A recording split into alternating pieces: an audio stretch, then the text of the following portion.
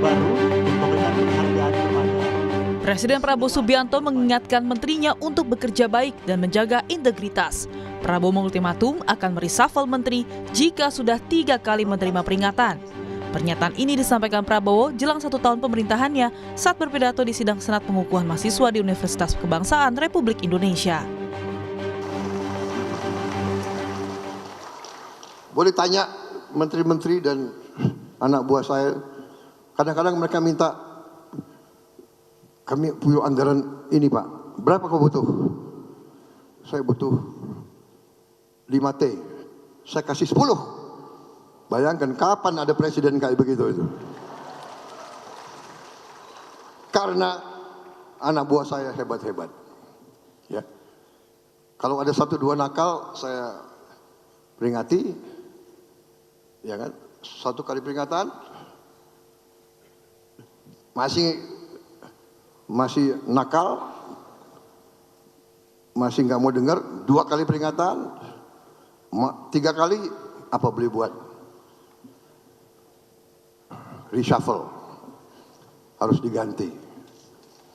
Karena demi negara, bangsa dan rakyat tidak boleh ada rasa kasihan. Yang kasihan rakyat Indonesia.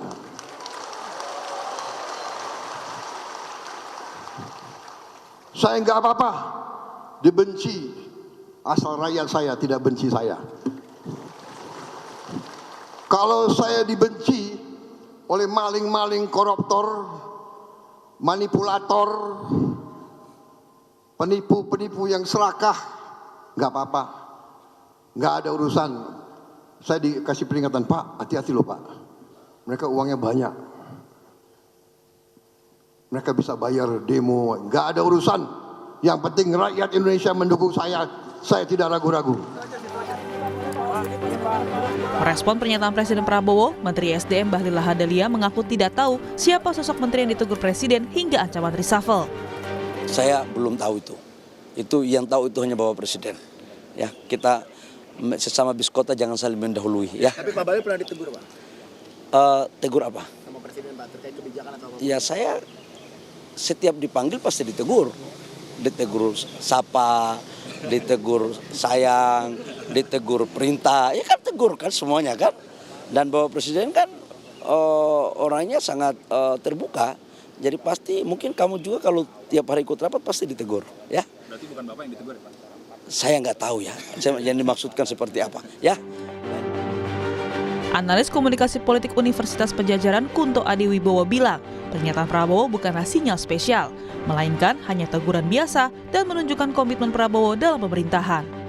5 kali sejak 100 hari pemerintahan Pak Prabowo sampai kemarin 1 tahun pemerintahan Pak Prabowo paling tidak sudah menegur menteri-menterinya gitu sebanyak 5 kali, 6 kali lah dengan yang ini gitu. Jadi menurut saya tidak ada sesuatu yang baru.